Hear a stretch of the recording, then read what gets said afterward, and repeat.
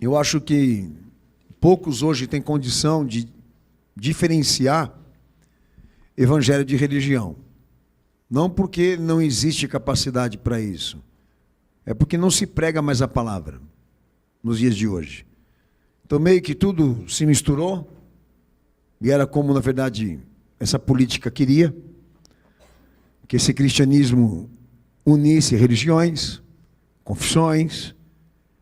E a gente tem um problema muito sério de interpretação, de conteúdo de fé e etc, etc, porque é o trabalho institucional dessa força política internacional que nós estamos sofrendo, obviamente, retaliações nos nossos dias. Meu pastor, não vou tratar isso com os irmãos, obviamente, mas queria deixar claro, irmãos, que o que o Senhor me pediu para pregar hoje aqui, revisa isso. O que foi proposto por Ele, que não está na ciência das religiões. Tá? Eu queria começar por esse detalhe, porque quando a gente vai buscar a autoria desse pensamento, desse conceito, existe uma raiz histórica disso. Por quê? Porque no cristianismo mesmo, muito se pregou e se falou dentro da igreja que fé era isso, ou uma regra de vida, ou um potencial de vida, que até no protestantismo e na reforma era chamado do bem viver. Isso sai de lá, daquela hierarquia, daquele edifício do calvinismo, né? Que é a reforma protestante. Esse pensamento, ok?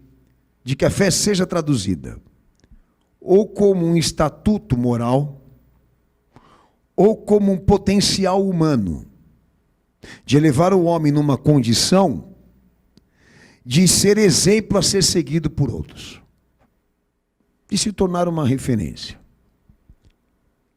Isso é assustador, porque a partir do momento que nós tivermos esse pensamento sobre a fé, de que o plano de Deus é você, e toda a riqueza da graça dele está em você, se anula completamente a importância de Cristo. E muito mais ainda, se nega, se rejeita a imputação da obediência a Ele e da sua palavra, que é exclusiva, que é subjetiva, como também ativa, porque ela tem que estar em prática. Então, se o nosso pensamento realmente é este, que nós somos referências, que o plano de Deus é a nossa vida, caramba, nós estamos rasgando a Bíblia em vários pedaços. Porque não tem nada a ver com o Evangelho isso aí. Então o calvinismo, por meio da reforma das coisas, né? E a gente sabe que o calvinismo, como a reforma protestante, é uma chave de ativação, de emancipação para a maçonaria. É a terceira fase, a gente denuncia tanto isso daí. O que, na verdade, eles queriam era isso. Anular a autoridade messiânica de Jesus e passar a definir que o mais importante é a moral. E é o potencial, ok? De vida. Então a fé passou a ser uma forma de afirmação. Quando fala da fé, ou da minha fé, para eles, protestantes, evangélicos e até outras religiões, identifica isso, o teu mérito, a tua honra, a tua conquista. Então é uma forma de autoafirmação. Eu tenho uma fé. Eu tenho fé. E isso, biblicamente falando, isso é uma heresia, isso é uma mentira, isso é uma fraude. Biblicamente você não vai conseguir nunca, jamais, provar que a fé é um potencial presente no homem. Há muita coisa para se falar sobre isso, mas obviamente, pastor, eu tenho pouco tempo, os irmãos sabem. Então eu procurei levantar aqui os detalhes mais importantes daquilo que, obviamente, interessa a Jesus tratar a igreja hoje aqui. E esse primeiro detalhe, eu quero começar aqui a falar sobre a fé dos homens, que é essa expressão equivocada. Por quê? Porque quando a gente começa a falar sobre esse uso equivocado da fé no homem, as Escrituras definem que o verbo frequentemente usado pelo nosso Senhor, quando ele se refere ao homem, não é a fé, é o crer. A gente passa isso em seminário e faz questão de deixar claro. Senhores, crer não é fé. Crer não é fé. Crer nos escritos sagrados é uma liberdade. Não é uma autonomia, não é uma soberania. É uma liberdade. Você tem essa liberdade de crer no que você quiser crer. Qualquer coisa que você pegar para crer ou acreditar, você tem essa liberdade. E Deus não vai interferir. Você quer ser burro, você quer ser ignorante, você vai ser burro e ignorante. Você quer ser inteligente, você vai ser inteligente. Lembra? Vontade permissiva. Mas não quer dizer que ele faz parte desse negócio. Por isso que eu estou deixando claro que o uso frequente do verbo, da expressão que se refere ao homem e o seu interesse religioso é crença, não é fé. Fé é uma outra coisa. Então, quem crê tem fé? Não.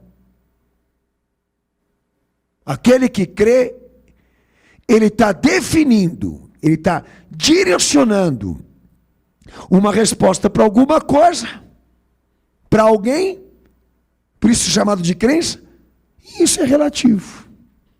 Pode ser uma resposta para o evangelho, como pode ser uma resposta para a religião.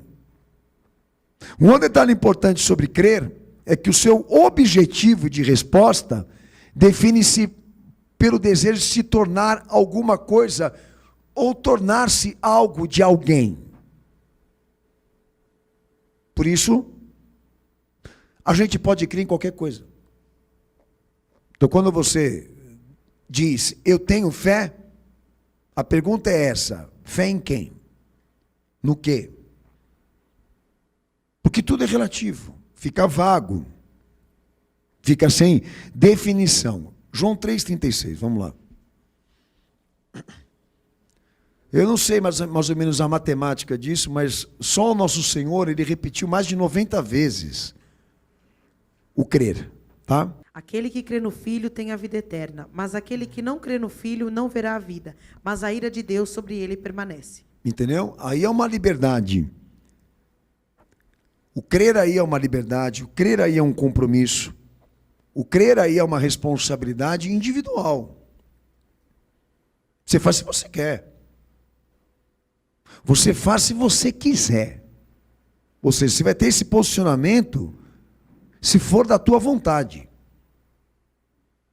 Por isso que o crer não pode ser tratado assim como um potencial moral, intelectual com Deus. Não. Não se trata de potencial, não se trata de condição. Nem moral, nem intelectual, com Deus, mas disso, de compromisso, responsabilidade e liberdade de resposta, de tornar-se algo ou isso, algo de alguém. Então isso é relativo. Você pode, como você não pode. Por isso que nós nos preocupamos muito com essa questão desse positivismo, desse determinismo, que as pessoas estão vivendo hoje aqui. Entenda que tudo que você pensa, tudo que você acredita, tudo aquilo que você se dispõe a lutar é diferente disso, de Deus chegar e testemunhar.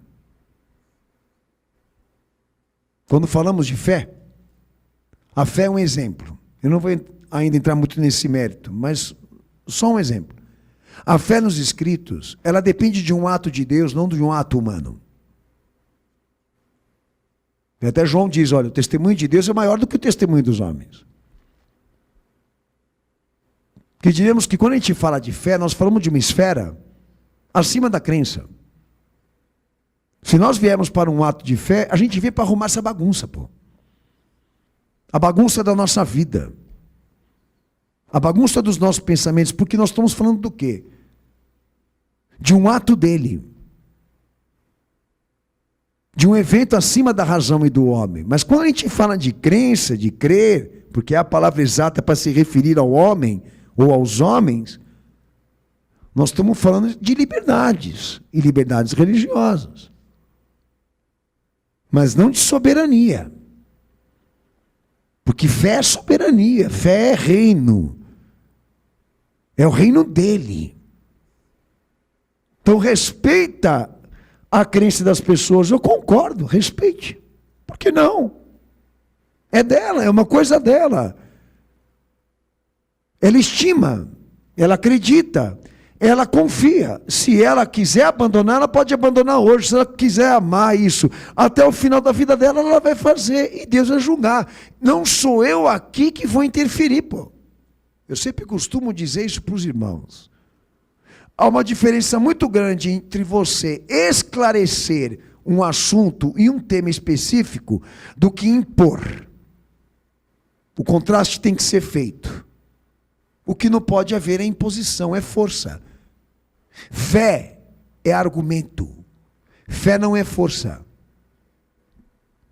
Então, se o Senhor nos deu fé, nós temos argumento. Qual é o argumento dele? Pergunta para ele. Frente a outras religiões? Muitas.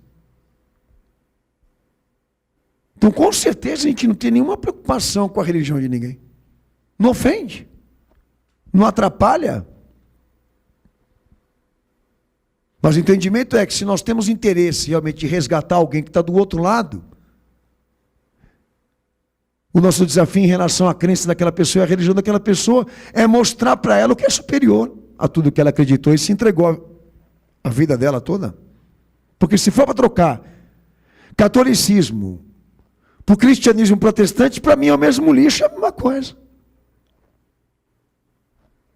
Porque por mais diferentes que sejam as doutrinas, todas elas cumprem o mesmo papel de valorizar, de pregar coisas que na verdade não tem fundo bíblico, não tem escritura, é tudo invenção de instituições. Mas as pessoas elas não têm essa capacidade, não é? Mas nós temos.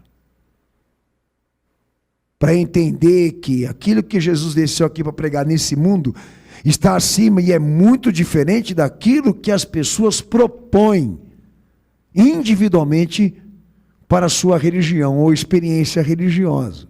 Que os caminhos seguem e são diversos. Mas o que está em Cristo é uma unidade. Ali é uma unidade. Quem quiser vai saber dele. Ali é ele, é a sua vida, é o seu ato.